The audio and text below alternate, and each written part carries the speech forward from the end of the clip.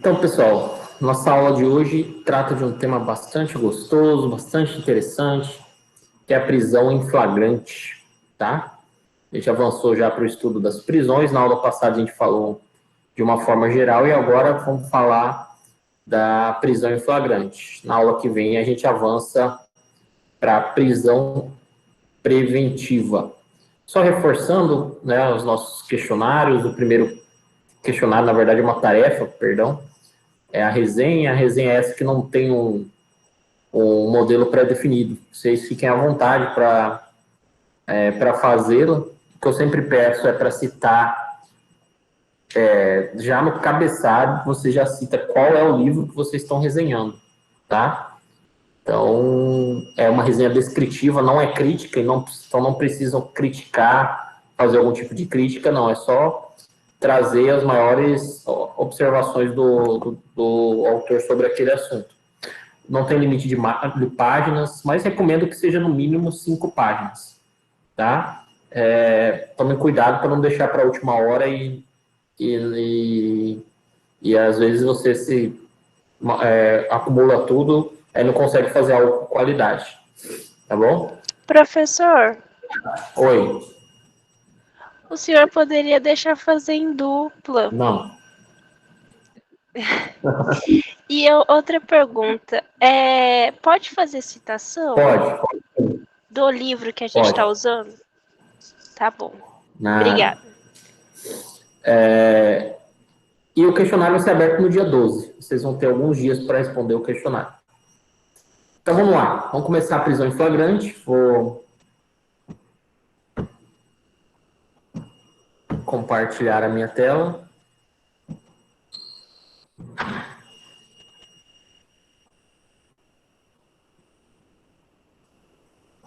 Quem tiver aí pode olhar aqui comigo, mas quem quiser também, abra aí o CPP, a partir do artigo 301, que a gente vai ler alguns artigos do Código de Processo Penal. Essa parte de provas, de prisão, é sempre importante a gente estar com o nosso CPP junto conosco. Vamos lá.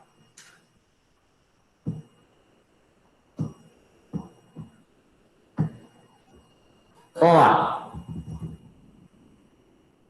Prisão em flagrante, tema da aula. Repito, se por acaso começar a falhar algo nesse sentido, alguém liga o áudio e me avisa. Para entender a prisão em flagrante, gente, primeiro a gente tem que compreender o conceito de flagrante. A expressão flagrante vem do latim flagrare, que significa queimar, perdão. Então, flagrante, né, é o delito que ainda queima. Então, é algo que está acontecendo ou acabou de acontecer. Então, flagrare significa queimar. Então, é o delito que queima, que está acontecendo ou acabou de acontecer. Daí que vem essa ideia da expressão flagrante. Então, dentro desse cenário de prisão em flagrante, o primeiro ponto é esse, a gente compreender de onde se extrai essa expressão, essa palavra flagrante. Sabendo disso, a gente pode conceituar prisão em flagrante, e esses meus slides foram preparados, eu recomendo essa obra a vocês, muito inspirado na obra de Renan Brasileiro, que está muito bem explicado a respeito desse assunto. E aqui está um conceito de prisão em flagrante, gente.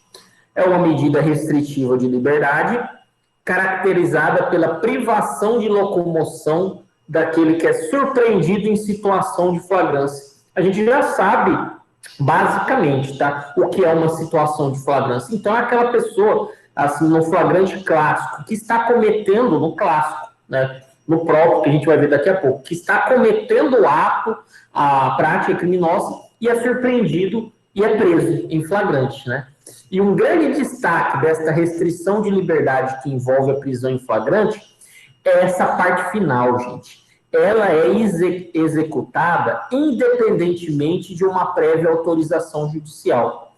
A prisão em flagrante não é realizada por meio de uma expedição de um mandado judicial.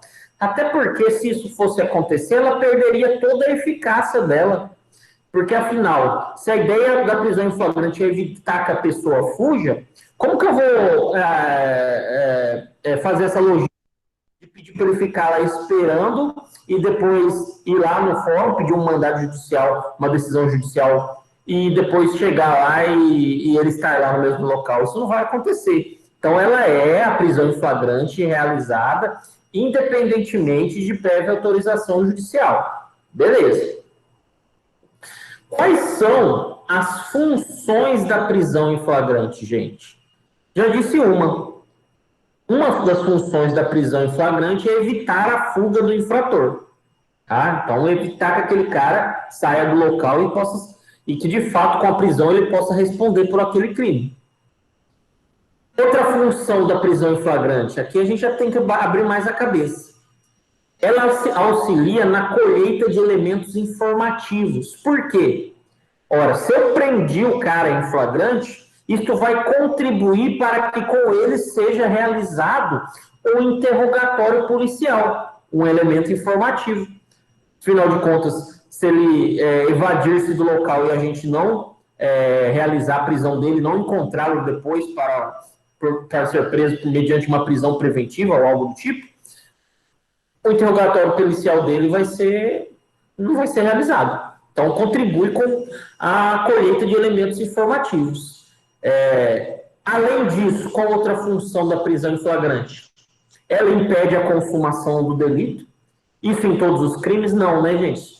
Realmente, quando o cara não... Nesse tipo de crime, quando pensando lá no intercrimes, que vocês aprenderam em direito penal, quando o cara ainda não concluiu os atos executórios. Se alguém é preso em flagrante neste momento, vai impedir a consumação do delito. A pessoa vai responder pela tentativa do homicídio, por exemplo. Então, a prisão em flagrante tem essa eficácia, né? Se de fato ele já consumou, né, já ocorreu a consumação do delito, aí vai contribuir até para evitar qualquer tipo de impunidade em relação àquela situação, aquele cenário, aquele evento criminoso. Também é tido pela doutrina como função da prisão em flagrante prevenir a integridade física do preso. Aqui você tem que olhar sobre uma outra ótica. Há crimes que geram uma comoção pública, que no ato da sua prática, a realização da conduta criminosa, podem levar o agente a algum tipo de linchamento ou agressão por parte da sociedade. Então, a prisão em flagrante, nesse cenário, também tem a sua função, também tem a sua eficácia. Beleza? Então, a gente já viu o conceito de flagrante, a gente já viu o conceito de prisão em flagrante e já vimos as funções dela.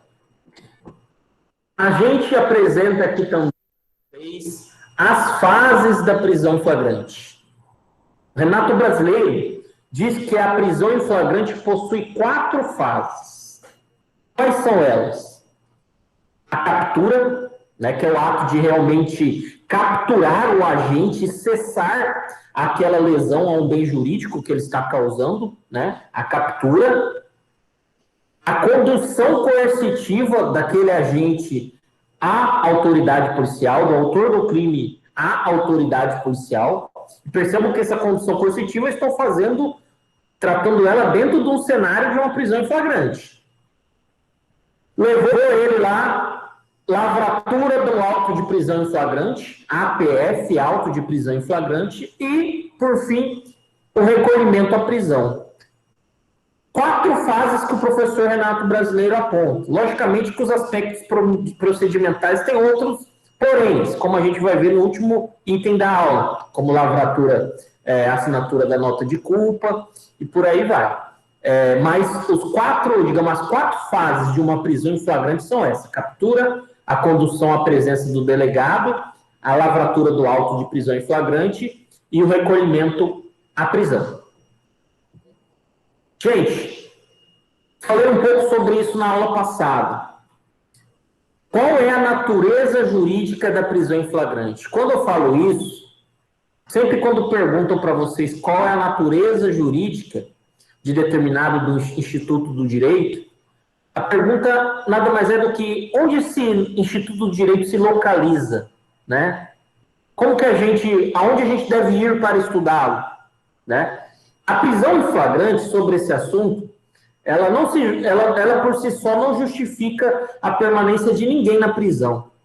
Ninguém fica 6, 7 meses preso em flagrante, gente. Né? Ela, em razão disso, e a gente vai ver quando estudar daqui a pouco o artigo 310 do CPP, nós não podemos considerá-la, como eu comentei na aula passada, uma espécie de prisão processual, porque ela não acompanha o preso ao longo do processo. De fato, então, a melhor resposta atualmente a respeito da natureza jurídica da prisão em flagrante é que ela tem uma natureza pré-cautelar, alguns colocam administrativa, porque qual é o fim dela? Ela não se dirige a garantir um resultado final do processo, diferente de uma preventiva, no qual o intuito é garantir que, ao final, o sujeito responda pela pena, caso condenado. A prisão em flagrante, ela tem um intuito, ela objetiva, colocar o capturado, a pessoa presa em flagrante, à disposição do juiz, para que aí sim o juiz adote a providência cabível. A gente vai estudar daqui a pouquinho que existe uma audiência chamada audiência de custódia, na qual o preso, aqui no contexto que a gente está estudando, o preso em flagrante, vai ser apresentado ao juiz, para aí sim o juiz aplicar uma medida cautelar, ou não. Né? Então, essa é a ideia de natureza pré-cautelar, e comunica-se com o slide anterior. Ela não se sustenta por si só, né? Ela não acompanha o preso ao longo do processo. Ela vai ser, entre aspas, transformada a partir do momento que acontece a audiência de custódia nos termos do artigo 310, que a gente vai ver ainda hoje. Beleza? Sujeitos da prisão em flagrante, vou baixar aqui só para ver se tem alguém querendo entrar. A pessoa pede para entrar depois de um tempo. Deixa. Vamos lá, continuar.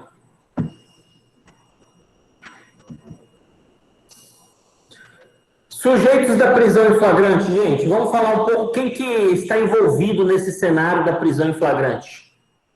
Sujeito ativo é quem efetua a prisão, tá? Ele pode ser qualquer pessoa, e a gente vai falar isso já daqui a pouco. Pode ser tanto um particular, num contexto de cuidar da sociedade, de autopreservar-se na sociedade em que ele vive, quanto pode ser a autoridade policial ou um agente policial. Tá? Pode ser qualquer pessoa, e isso é algo que muitas pessoas sabem, né? Até quem não cursa direito, não, qualquer pessoa pode prender alguém em flagrante. A gente vai dar um upgrade nesse assunto daqui a pouco. Tá? Mas é importante observar que essa pessoa que prende alguém em flagrante nem sempre é a pessoa que conduz o preso em flagrante até a delegacia para ser lavrado prisão em flagrante. É só a gente pensar no particular. Imagina eu prendo em flagrante alguém que está tentando adentrar a minha residência. Após imobilizá-lo, e automaticamente, não preciso dizer se está preso em flagrante, mas deixar ele detido em razão de uma situação de flagrância, eu entro em contato com a polícia. E a polícia vem até polícia militar, no caso, que, como a gente estudou lá em processo penal, é a responsável por esse momento preventivo. A polícia militar vem até a minha residência e o condutor acaba sendo o próprio policial militar que leva ele até a delegacia. Logicamente que eu vou, porque eu sou uma vítima e também irei prestar depoimento. Mas é importante a gente observar que o condutor e a pessoa que é o sujeito ativo nem sempre serão a mesma pessoa. Na maioria das vezes porque embora seja autorizada a prisão em flagrante ser executada por um particular, na maioria das vezes é um próprio agente de polícia que o faz. Dentro desse cenário de poder ser policial, poder ser por particular, surgem alguns nomes criados pela doutrina. Então vamos lá. Quando a prisão em flagrante é efetuada por uma autoridade policial e seus agentes de polícia, o flagrante é chamado de obrigatório, compulsório, coercitivo. O nome obrigatório é o mais famoso. Então, o flagrante obrigatório é aquele realizado onde o sujeito ativo é um delegado de polícia ou um escrivão, investigador de polícia. Investigador, né? Que é o correto. Ótimo. Esse sujeito, agora lembrando só para direito penal 1, só para lembrar e para fazer um contraposto com o próximo slide, o policial, quando prende alguém em flagrante, ele está agindo sob o manto de uma excludente de ilicitude. Olha o direito penal 1. Quem não lembra mais isso, daqui a pouco tem exame de ordem, tem que lembrar, que é o estrito cumprimento do dever legal. Não é fato típico, é causa excludente de ilicitude. O estrito cumprimento do dever legal. Então, o policial age sob o manto dessa excludente. Agora, quando a prisão é efetuada por um particular, no exemplo que eu dei da minha pessoa, trata-se aqui de um flagrante facultativo, não é obrigado o particular a prender alguém em flagrante. Ele não está obrigado a agir. E caso ele age, como no exemplo que eu dei, não é um estrito cumprimento do dever legal, não, gente. Ele age sob o manto de uma outra excludente de ilicitude. Então, quando eu imobilizo a pessoa que está praticando um delito patrimonial, ou estava tentando praticar delito patrimonial em minha residência, eu estou agindo sob o manto do exercício regular de direito, tá? E é isso que o artigo 301 do CPP ensina. Tá lá. Qualquer do povo poderá, olha a palavra poderá, e as autoridades policiais e seus agentes deverão prender quem quer que seja encontrado em flagrante delito. Quem gosta de trabalhar com vade-mecum, pega um poderar aí, o poderá, grifa, puxa uma flechinha e coloca. Flagrante facultativo. Pega o deverão, grifa, puxa uma flechinha e coloca. Flagrante obrigatório. Tá aí no 301, essas duas espécies de flagrante que eu citei agora. Beleza? Ótimo. Já falamos do sujeito ativo. Quem é o sujeito passivo da prisão em flagrante, gente? É aquele que foi detido numa situação de flagrância, né? De situação de flagrante delito. Em regra, qualquer pessoa pode ser presa em flagrante. Mas existem alguns sujeitos que possuem imunidade prisional. Aqui eu cito alguns exemplos de pessoas que têm imunidade prisional. Não vou ler esses artigos, é mais por curiosidade isso mesmo. Presidente da República tem imunidade prisional. Diplomatas estrangeiros têm, a previsão está aqui para quem tenha mais curiosidade sobre o assunto. Senador, deputado federal, estadual, distrital, só podem ser presos em flagrante em crimes inafiançáveis. Fiança é um assunto desse semestre ainda. Magistrados, de acordo com a lei orgânica deles, também só podem ser presos em crimes inafiançáveis. Promotor, de acordo com a lei orgânica deles, só podem ser presos em crimes inafiançáveis, ou seja, se o crime admite fiança, não pode ser preso em flagrante. Advogado, né? Isso daqui eu até coloco um pouquinho mais, porque para a maioria aqui, o primeiro desafio é a prova do exame de ordem, e vocês vão ver isso também lá quando estudarem ética profissional, estatuto da OAB. Gente, o advogado é por motivo ligado à profissão dele. Ele só pode ser preso em flagrante em crimes inafiançáveis. Numa outra leitura, não pode ser preso em flagrante quando o crime admite fiança, né? Então, ele tem essa prerrogativa também, o advogado, como a do promotor, como a do juiz. Mas cuidado que o Estatuto da OAB tem que ser lido e tem que ser interpretado sob uma ótica que ele está no exercício da função dele, da profissão dele. Se o advogado, por exemplo, pega um carro embriagado, causa um acidente, ele não está no exercício da função dele. E a prisão nesse exercício da função tem ainda um plus na prisão em flagrante. Se por acaso acontecer em razão de um crime inafiançável, tem que ser comunicado à Ordem dos Advogados do Brasil e um representante tem que estar presente na lavratura do auto, né? costuma ser, gente, um representante da comissão das prerrogativas do advogado, que costuma acompanhar colegas que são presos. Eu, inclusive, faço parte da comissão da terceira subseção e já acompanhei, infelizmente, né, não é algo que a gente gosta que aconteça, colega preso e no ato da lavratura do prisão, né, da assinatura do auto de prisão em flagrante. E se isso não acontecer, gera nulidade. E fora desse cenário, e isso que é importante nessa parte final, no caso, por exemplo, que eu disse agora, de embriaguez, o cara pode ser preso em flagrante, mesmo que admita fiança? Pode, porque não está ligado à profissão, pode ser preso. Mas mesmo em casos não ligados à profissão, o Estatuto da OAB diz que, mesmo nessas hipóteses, o representante da OAB tem que estar presente. Então, resumindo, a situação da prisão em flagrante em relação ao advogado. Se o advogado for pego numa situação em flagrante em um crime que admite fiança, ele não pode ser preso. Primeira situação. Segunda situação, se o advogado for pego em flagrante numa situação que é inafiançável, ele pode ser preso, mas o representante da OAB tem que estar presente. Se o advogado for pego em flagrante numa situação que destoa totalmente da sua profissão, ele vai ser preso em flagrante, mas o representante da OAB também tem que estar preso, tem que estar presente. Então, 3 situações diferentes que podem acontecer em relação à prisão do advogado.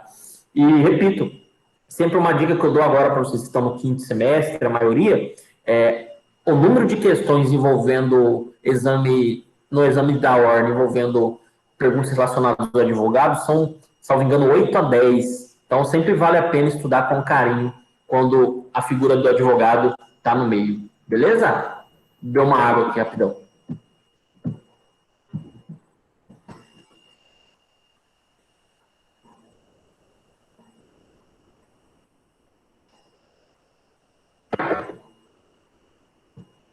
Lá.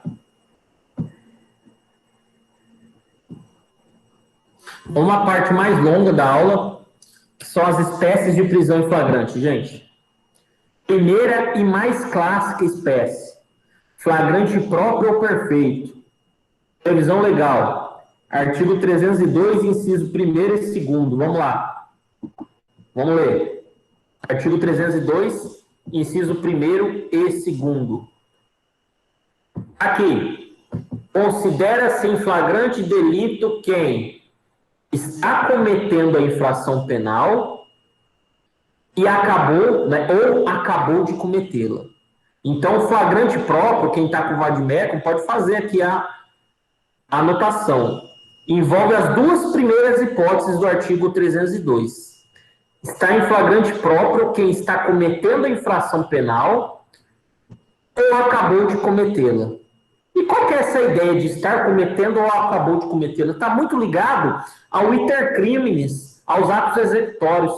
Então, é uma hipótese de prisão que é efetuada quando os atos executórios estão sendo cometidos, ou seja, eu estou disparando uma arma, estou adentro uma residência de uma pessoa, e estou já com a res furtiva em mãos, ou quando acabou-se os atos executórios, mas eu ainda não saí do local do crime.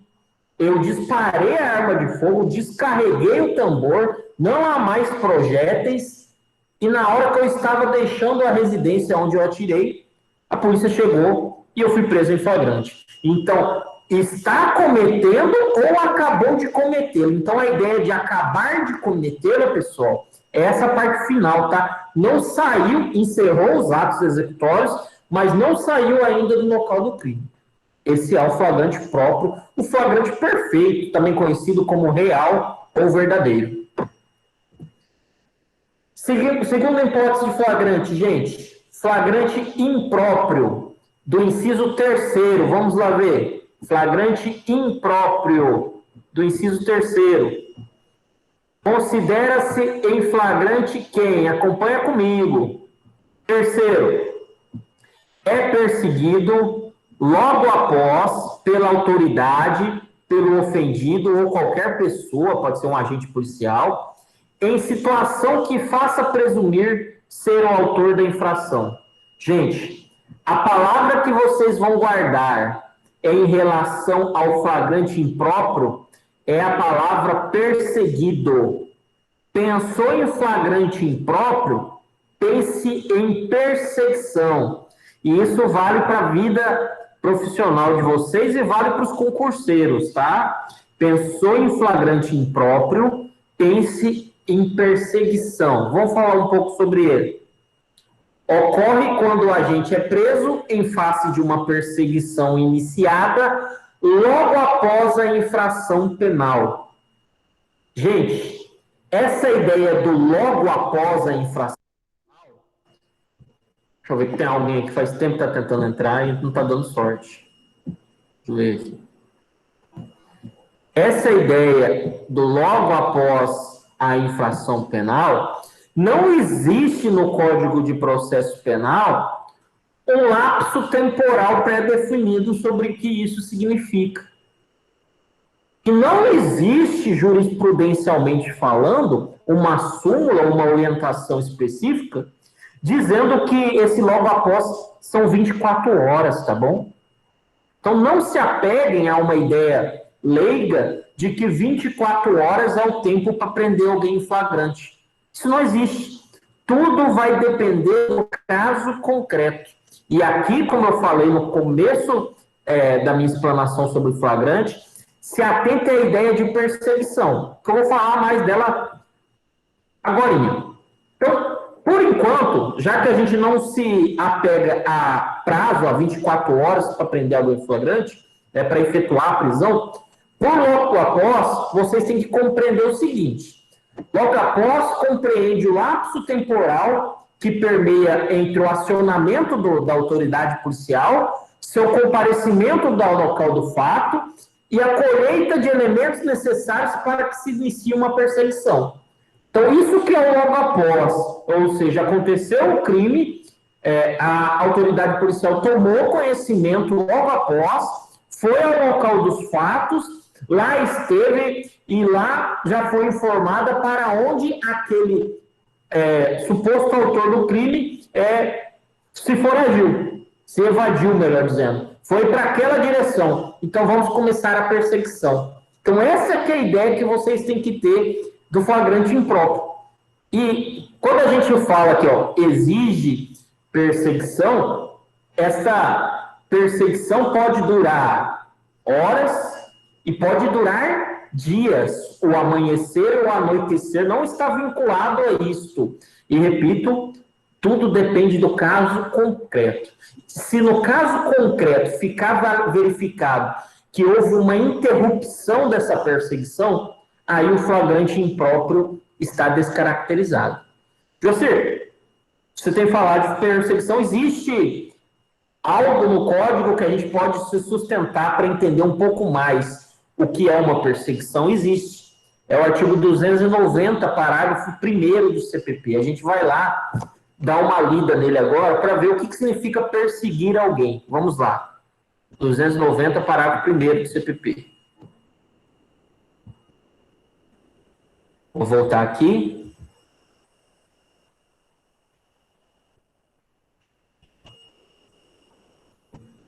Olha aqui.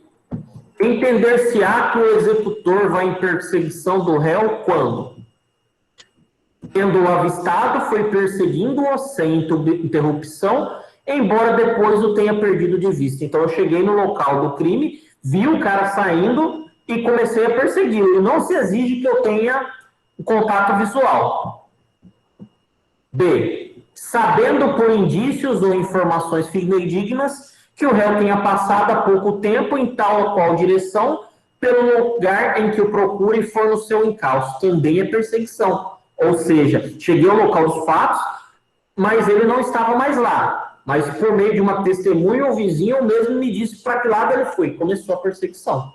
Essa é uma ideia também válida e legal a respeito de perseguição, pessoal. Então, repetindo, associa a ideia do flagrante próprio à ideia de perseguição, e vocês vão ter sucesso. Próximo flagrante. Flagrante presumido, ficto ou assimilado. Ele está previsto lá no artigo 302, inciso 4º do CPP. Vamos lá.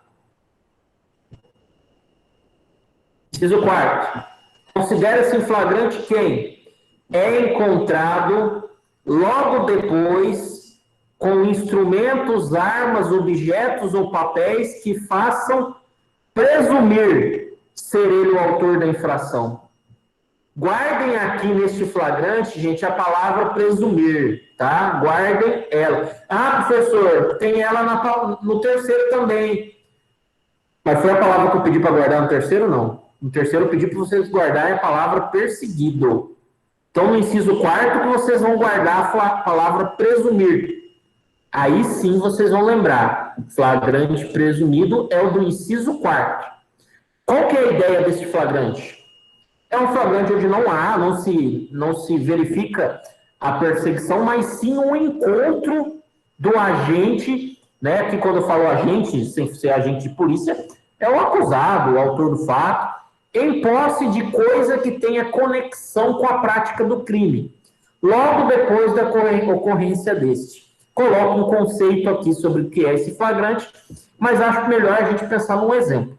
Então, agentes acusados são encontrados algumas horas depois do crime em circunstâncias suspeitas. Então, ocorreu um crime, um furto, um roubo, e as pessoas estavam amarradas, sei lá, demorou para comunicar a autoridade policial, não teve como se efetuar uma perseguição, mas a polícia logrou êxito em encontrar pessoas numa conduta suspeita em posse de bens que foram noticiados à polícia que tinham sido objeto de roubo, furto em determinada localidade.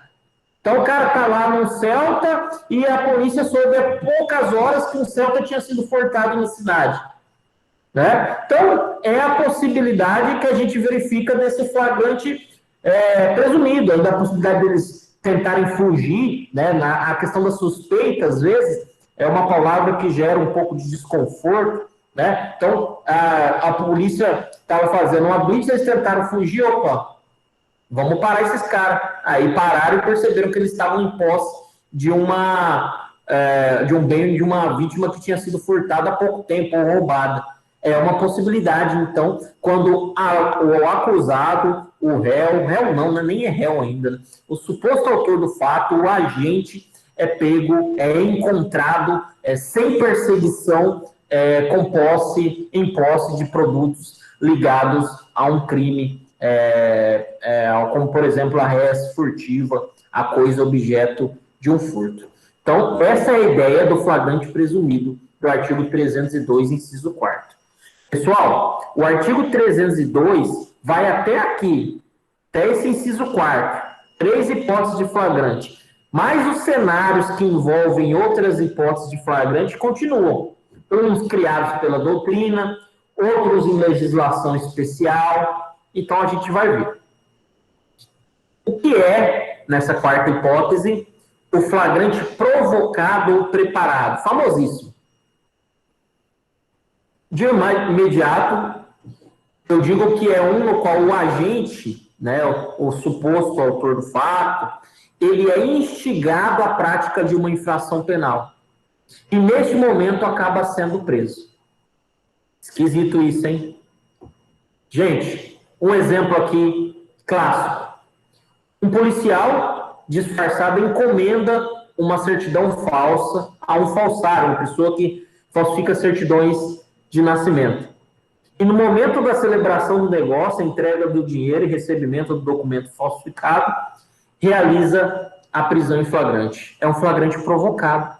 Este policial provocou este sujeito para que praticasse a conduta delituosa. Então, o flagrante provocado, ele é dotado de 2 requisitos. Primeiro, a instigação da prática delituosa. A gente tem que verificar um agente provocador. Mas, ao mesmo tempo, ele é dotado de um segundo requisito que é bastante interessante, que é a adoção de precauções para que não ocorra a consumação do delito. Então, o policial faz essa conduta de provocar alguém para prender ele. Então, ele não vai utilizar-se dessa certidão de nascimento fictícia e falsa. Então, isso daí, que é esse segundo requisito do flagrante provocado, lembra muito que vocês também estudaram, lembrem lá na sua memória em Direito Penal 1, crime impossível. Porque o crime impossível caminha muito nesse sentido. Cenários no qual o sujeito jamais vai conseguir a consumação do crime. Esse é um. Por tal razão, para a doutrina e jurisprudência, o flagrante provocado torna impossível a consumação do delito, sendo um claro exemplo de crime impossível, não havendo conduta que esteja a merecer a reprimenda estatal. Em outras palavras, gente, a prisão em flagrante decorrente de um flagrante provocado é ilegal, passível de ser relaxada. Prisão em flagrante ilegal é relaxada, gente. O relaxamento ataca uma prisão em flagrante ilegal. Olha o que diz a súmula 145 do STF. Não há crime quando a preparação do flagrante pela polícia torna impossível a sua consumação. Beleza? Vou baixar aqui para beber uma água. Já falamos de 4 espécies de flagrante.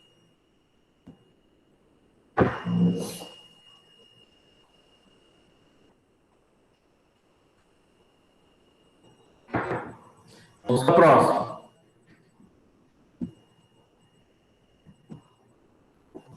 Flagrante esperado. A gente acabou de ver o flagrante preparado ou provocado. Flagrante esperado. Neste, a autoridade policial tem prévio conhecimento da intenção do agente, mas não provoca ele. Se limita a aguardar o momento da prática delituosa sem estimulá-lo. E vai lá e prende. Né? Não há um agente provocador. A prisão aqui é totalmente legal do flagrante esperado. E a ideia é essa. A polícia, em razão da sua atividade de inteligência, por exemplo, tomou conhecimento que ocorreria uma entrega de um produto, entrega de drogas em determinado local a X horas. Ficou lá, como a gente utiliza a expressão de campana, aguardando a prática delituosa. Efetuou a prisão em flagrante. Por não ter instigação, aqui, por não ter um agente provocador, o flagrante esperado, no qual a polícia espera e atua, executa a prisão, é legal. Tá? Isso daí tem até esse julgado do STJ, nesse sentido, é bem pacífico na doutrina. Só conheço o Rogério Greco, que diz que também é crime impossível. Ele aqui tem posição minoritária. Tá? Então, o flagrante esperado, diferente provocado, é legal. Por quê? Porque não se instigou o sujeito, não teve um agente provocador. Próximo flagrante, acabando. Flagrante prorrogado ou diferido, é tantoado, é mesmo.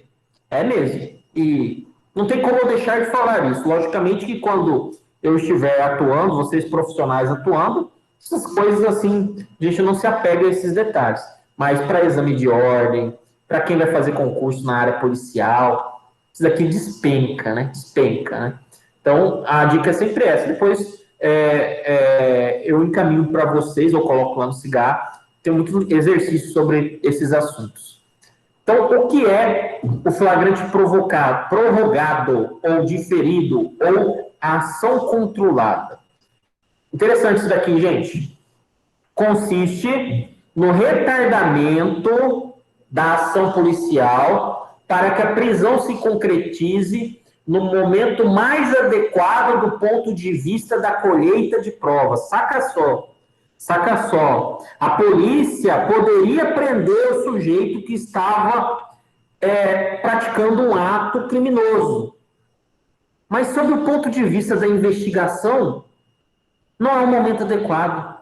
Pensa assim, vamos ver para quem que ele está levando essa droga? Qual que é o destino dele, em vez de prendê-lo agora? Então, a ideia da ação controlada é essa. E ela está prevista como técnica especial de investigação Tem 3 leis que aqui eu destaco. Na lei de drogas, na lei de lavagem de capitais e na lei das organizações criminosas. Então, às vezes a doutrina, eu vou voltar um slide, utiliza essa expressão flagrante prorrogado, e você fica, poxa, mas isso é uma prisão em flagrante. Mas vocês percebam que é muito mais do que isso. É um nome trazido pela doutrina, mas esse retardamento, na verdade, é uma técnica de investigação policial. Tá? É uma técnica especial de investigação. Porque, do ponto de vista de colheita de provas, não é interessante que a flagrante momento. E é tão diferente esta hipótese aqui da letra F, que eu trago para vocês, que dentro desse universo de espécies de flagrantes, é uma que a gente vê uma atuação ativa do juiz. Ativa do juiz. Para prender alguém em flagrante, para pedir mandado, não. O juiz atua nesse cenário de técnica de investigação, autorizando a polícia, a autoridade policial, que deixe de agir. Autorizando a polícia que deixe de prender em flagrante aquele grupo de pessoas que estão se associando para o tráfico, porque naquele momento não é o momento oportuno. Então, para utilizar-se dessa técnica de investigação, segundo a lei de drogas e a lei de lavagem de capitais, precisa de autorização judicial. Já em relação à terceira lei que trata do assunto, que é a lei de organizações criminosas, não se necessário autorizar a autorização do juiz, mas sim aqui uma prévia comunicação a ele. Como vocês devem ter visto, quando estudamos no semestre passado, quem estudou comigo, quem não viu essa aula, veja lá no YouTube, no meu canal, quem vai ser esse juiz quando a eficácia que está suspensa definitivamente passar a valer do artigo 3º-A e seguintes do CPP, vai ser o juiz das garantias, né, gente? Vai ser ele o responsável por, entre aspas, validar, autorizar, ou vai ser ele o comunicado dessa técnica de investigação. Mas, por enquanto, está em stand-by o juiz das garantias. E dentro desse cenário, desse exemplo que eu dei, do caminhoneiro, do cara no carro que está com a droga, e a gente vai postergar a atuação comunicando ao juiz, pedindo autorização dele, para quem vai essa droga, quem está envolvido nisso. Quando a gente estuda ação controlada, a gente percebe que esse cenário que eu dei de exemplo é uma técnica chamada de entrega vigiada, né? Que é a identificação do maior número de pessoas envolvidas no esquema criminoso. Isso que é entrega vigiada. Também tem como objetivo localizar ativos, né, dinheiro escondido, a gente está falando de lavagem de capital aqui, e descobrir outras fontes de prova, né? Provas testemunhais, provas documentais. Então, entrega vigiada, acho que o nome é autoexplicativo. Vamos ver para quem ele está entregando essa droga? Então, é uma técnica bastante interessante, que é vulgarmente, e eu falo, né, sem sombra de dúvidas, que é vulgarmente conhecido como flagrante prorrogado ou diferido, por causa desse prorrogar, deixar de agir. Mas, na verdade, é uma técnica de investigação. Até por isso eu prefiro esse último nome, ação controlada. Beleza? Faltam só mais 2 nomenclaturas aqui, nomenclaturas criadas pela doutrina também, o que vem a ser um flagrante forjado, criação doutrinária, é um flagrante realizado para incriminar uma pessoa inocente, é uma modalidade ilegal, ilícita de flagrante, né? Porque quem realmente é o infrator aqui não é a pessoa que está sendo incriminada, mas sim quem está, entre aspas, executando o flagrante, porque ele está forjando isso, né? Então, o flagrante forjado, na verdade, vai resultar no seguinte: para a autoridade policial, se for ele que estiver forjando, é um crime de abuso de autoridade. Mas se quem está forjando a situação é um particular, incide na denunciação caluniosa, no mínimo, hein? No mínimo em denunciação caluniosa. Tá? Então, o flagrante forjado é um flagrante ilegal. Por último, última espécie de flagrante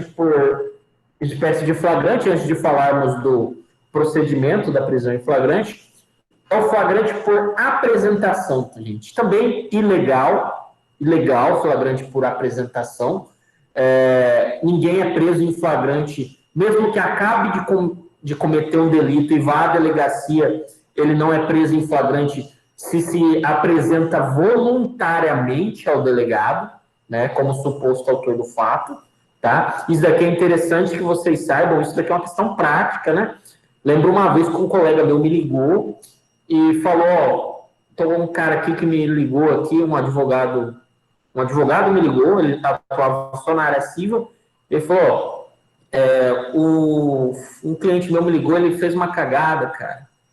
Aí ele tá lá na delegacia agora, tá pedindo para eu ir lá acompanhar, tal. Parece que já colocaram ele no corró lá, tal. Aí eu perguntei, mas como foi a saída dele à delegacia?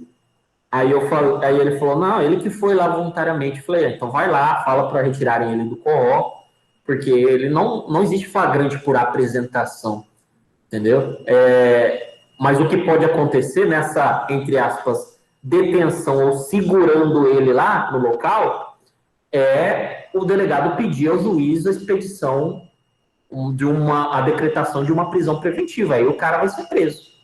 Então, às vezes, quando a gente vê alguém entrando na delegacia e saindo pela mesma porta que entrou, a gente tem que ver se não é hipóteses como essa, né? Se o cara voluntariamente esteve lá e se apresentou e deu o seu interrogatório policial. Foi ele o responsável por comunicar que praticou o crime. Mas, repito, a palavra-chave aqui é a voluntariedade. Ele fez isso de forma voluntária. E outro ponto, nada impede a decretação de uma prisão preventiva contra esse sujeito. Tranquilo? Antes da gente começar a ver o rito da prisão em flagrante, beber uma água.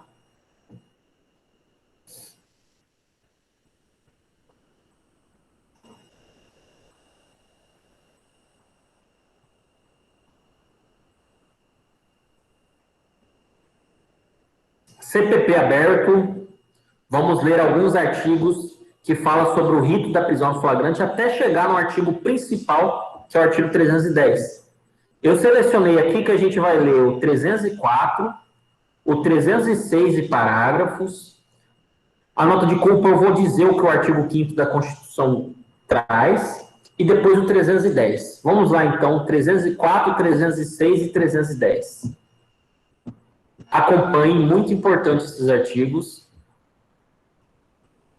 304. Vou ler só o caput dele. Quem tiver curiosidade, depois leia os demais parágrafos e, no caso de dúvida, me procure.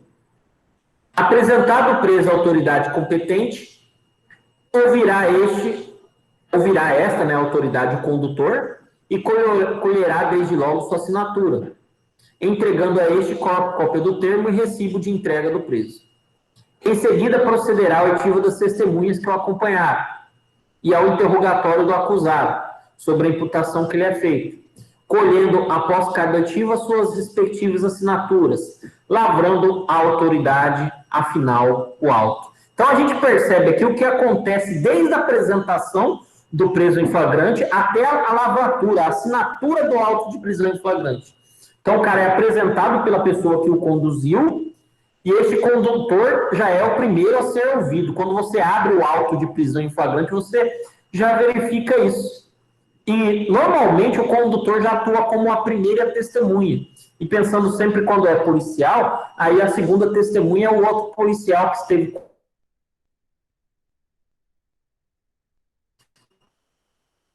Se a vítima aqui não diz que é a vítima, mas se tiver vítima, ela vai ser ouvida também. E, por último, vai ser o interrogatório policial do acusado.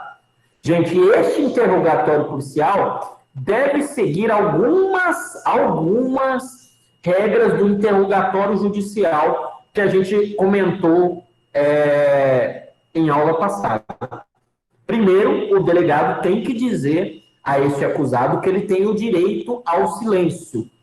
Segundo, é importante neste momento também que esse preso seja questionado se ele tem filhos, filhas, com quem essas crianças serão deixadas, e se quer comunicar a sua prisão a alguém. Isso tudo é colocado no interrogatório policial dele logo no começo. E também é questionado, e isso é bastante importante, e o Estatuto da OAB referenda isso com uma alteração legislativa do ano de 2018, ele é questionado se quer ser ouvido perante a presença de um advogado. Isso é interessante, gente. Se ele dizer, não preciso de advogado, vou falar mesmo assim, o interrogatório policial vai acontecer. Percebam aqui uma diferença entre o interrogatório judicial, no qual sempre tem que ter o advogado, mesmo que nomeie-se um defensor dativo para o ato. No interrogatório policial, se ele a presença para esse ato do advogado, ele vai ser ouvido mesmo assim. Mas, se este sujeito exigir que a presença do advogado dele, exigir a presença do advogado dele no interrogatório dele, no ato, após a sua prisão em flagrante, a autoridade policial tem que respeitar eles. Né? Isso a gente consagra a manifestação do princípio da ampla defesa na fase pré-processual. Algo que antes, eu sempre comento isso em direito processual penal, não tem contraditório e ampla defesa. Opa, cuidado com a ampla defesa. Se o cara exige a defesa técnica, ele aponta quem é o advogado dele vai lá comparecer e vai participar do interrogatório. A pessoa não precisa marcar data, o cara enrolar. Não. Aí eu costumo ver que há uma flexibilidade e há um contato entre a autoridade policial, o escrivão, com o advogado, para ver o melhor horário possível. Mas, para falar a verdade, gente, na prática, o cara é preso em flagrante, às vezes o advogado está lá primeiro que ele na delegacia. Então, sobre esse artigo 304, depois alguém pode ter uma curiosidade, quando a gente encerrar, vocês podem fazer uma pergunta, porque sobre isso eu tenho bastante histórias práticas para contar. 306. Como eu até já adiantei, a prisão de qualquer pessoa e o local onde se encontra serão comunicados imediatamente ao juiz competente, ao Ministério Público e à família do preso, ou à pessoa por ele indicada. Em até 24 horas após a realização da prisão, será encaminhado ao juiz competente o auto de prisão em flagrante. E caso o autuado não informe o nome do seu advogado, cópia integral para a Defensoria Pública. Então, esses prazinhos aqui, gente, repito, quem gosta de concurso, esse artigo costuma cair a letra da lei dele, prova objetiva, tá? E é interessante o seguinte, aqui, também futuramente, quem vai fazer tudo isso é o juiz das garantias. E outra coisa que é interessante, que no Mato Grosso estamos caminhando para a virtualização, acho que acredito que já é uma realidade, a virtualização, PJE também para processos, utilização de meios eletrônicos para fazer essas comunicações. Algo que antes era um escrivão de polícia pegar a cópia e levar na defensoria, no fórum, hoje em dia já avançamos para que ocorra por meios eletrônicos. No mesmo prazo, ou seja, em 24 horas, será entregue mediante recibo a nota de culpa assinada pela autoridade com o motivo da prisão, o nome do condutor e o das testemunhas. Gente, isso é importante. A nota de culpa, ela está prevista na Constituição brasileira como um direito da pessoa presa de ser comunicada o motivo pela qual está sendo presa, qual artigo a sua conduta, qual tipo penal ela está violando, e quem é o responsável pela sua condução, e quem foram as testemunhas que lavraram o auto de prisão em flagrante, em face, né, da sua prisão em flagrante. Então, isso é nota de culpa, gente. É um documento assinado pela autoridade policial com o motivo da prisão, o nome do condutor e o nome das testemunhas. É direito do preso ter acesso a esse documento. E não se engane com o nome, né? Nota de culpa não é nota para assumir a culpa de forma alguma. Esse que é o sentido da nota de culpa e na sua ausência gera relaxamento da prisão. É ilegal a prisão em flagrante no qual o preso não entrega a ele a sua nota de culpa. Então fica uma nos autos e a outra entrega ao preso. Beleza, gente? Então vamos chegar aqui no artigo 310. A gente viu que o juiz vai ser comunicado da prisão em flagrante de determinada pessoa. Então vamos lá ver o que acontece depois. Após receber o auto de prisão em flagrante, no prazo máximo de 24 horas após a realização da prisão, o juiz deverá promover audiência de custódia com a presença do acusado, seu advogado ou membro da defensoria, membro do MP, e nessa audiência o juiz deverá fundamentadamente, antes de ler, gente, lei anticrime atualizou essa parada aqui. Antes, não tinha a presença expressa, a realização expressa no CPP da audiência de custódia. A audiência de custódia, antes da lei anticrime que deu nova redação ao artigo 310, estava fundamentada num tratado internacional, no Pacto de São José da Costa Rica, Convenção Americana de Direitos Humanos. Aí o CNJ exigiu a regulamentação por parte dos tribunais e começou a acontecer há alguns anos. Então, a audiência de custódia passou expressamente a estar prevista no Código de Processo Penal a partir da lei anticrime, que foi no final do ano passado. Então, agora, definitivamente, tem que ser respeitada porque está prevista expressamente no CPP. E nada mais é o que, antes da gente ver qual é a função dela. É uma audiência que não tem um caráter de mérito, né? Não será discutido nessa audiência se o sujeito é culpado ou inocente. Para que ela serve? O que o juiz vai fazer nela? Primeiro, vai verificar se aquela prisão é ilegal. E se for, vai ser relaxada. O cara vai ser solto. Qual é o exemplo, Jacir? Acabei de falar, uma ausência de nota de culpa. Qual outro? Flagrante provocado, flagrante forjado. Beleza.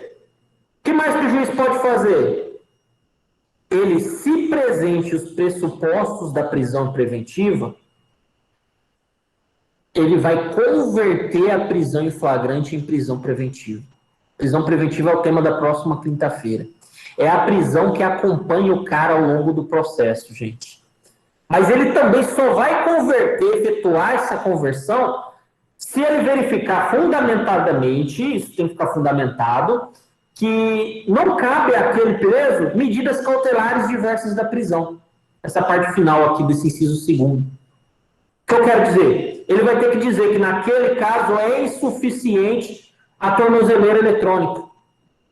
Porque o cara, de fato, é uma pessoa que causar a destruição das provas, prejudicar a instrução probatória, e a tornozeleira eletrônica não vai impedir isso.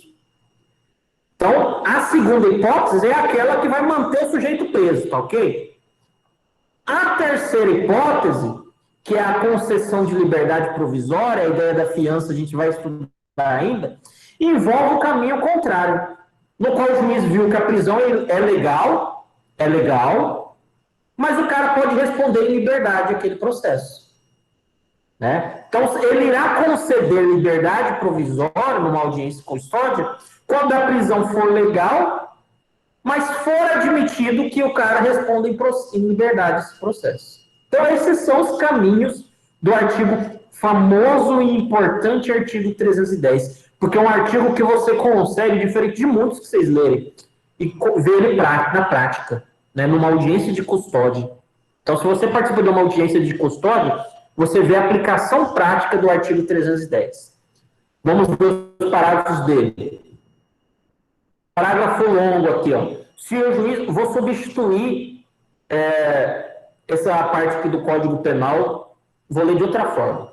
Se o juiz verificar, pelo auto de prisão em flagrante, que o agente praticou o fato sob o manto de uma excludente de ilicitude, é isso que está escrito aqui, gente, poderá, de modo fundamentado, conceder ao acusado liberdade provisória, mediante termo de comparecimento obrigatório a todos os atos processuais. Então, se um juiz, avaliando aquele caso na audiência de custódia, verificar que provavelmente não é um juízo de certeza, aquele cara agiu em legítima defesa, liberdade provisória. Parágrafo 2º. Se o juiz verificar que o agente, daqui foi uma redação novácio, assim, é algo que trouxe de novo, foi uma inclusão, redação nova da lei anticrime. Se o juiz verificar que o agente é reincidente, isso daqui não tinha antes, gente, ou que integra organização criminosa, armada ou milícia, ou que porta arma de fogo de uso restrito, deverá denegar liberdade provisória, com ou sem medidas cautelares. Então, o sujeito vai permanecer preso. Parágrafo 3º. A autoridade que deu causa sem motivação idônea à não realização da audiência de custódia, no prazo estabelecido no caput deste artigo, responderá administrativa, civil e penalmente pela omissão. Então, olha a importância do juiz realizar ela. A não realização depende de uma decisão motivada, que a gente sabe que o prazo é curto, 24 horas. A sua postergação depende de uma decisão motivada, que envolva, por muitas vezes, uma prisão em flagrante realizada no plantão, né, num regime de plantão, final de semana. É muito interessante isso, porque no estado de Mato Grosso, na nossa região aqui, pensando em crimes estaduais, o regime plantonista envolve várias cidades. Então, pensando numa prisão em flagrante no sábado, correndo em diversas cidades. Pode ser difícil do juiz conseguir fazer uma audiência de custódia em 24 horas. Então, poderia ser uma motivação. Salvo situações como essa, ele vai responder, e quando falam penalmente aqui, é lei de abuso de autoridade que veio para penalizar esse tipo de conduta. Transcorrido 24 horas após o prazo descrito no descaput, se não realizar a audiência de custódia, a prisão é ilegal. O que vai acontecer? A prisão vai ser relaxada, o cara tem que ser solto. Sem prejuízo, logicamente, o cara ser solto não significa que ele não vai responder pelo processo. E sem prejuízo de ser decretada uma prisão preventiva contra ele. A prisão em flagrante torna-se ilegal, mas a prisão preventiva é admitida. Então, percebam pela lei anticrime que trouxe uma nova redação ao artigo 310 e incluiu novos parágrafos a ele, que em alguns momentos é mais flexível e em outros momentos é mais rígida com o sujeito autor do crime, né? E isso daí só vem a provar algo que eu falo quando falo de juiz das garantias, que é o primeiro momento em direito processual penal que eu cito a lei anticrime, que ela é uma vontade de várias pessoas diferentes, a lei anticrime. De pessoas mais duras e de pessoas mais flexíveis. Sérgio Moro, rígido, essa questão aqui que envolve denegar de imediato liberdade provisória para a organização criminosa é Sérgio Moro. Em contrapartida, tem outros sujeitos envolvidos, como o Congresso, como Alexandre, o ministro da STF, o Alexandre de Moraes. Então, tem outras pessoas que contribuíram ou não, né, a depender do seu ponto de vista, para a lei anticrime, que fez várias alterações e inovações no Código Brasileiro. Essa foi a nossa. Eu peço a vocês que leiam no CIGA, esse slide já está lá, mas leiam também um assunto que eu deixei em PDF para vocês, que é as prisões em flagrantes em diferentes crimes. Falo lá de prisão em flagrante em crime virtual, crime permanente. É um assunto bem gostoso, bastante interessante. Quem está com uma dúvida, um abraço.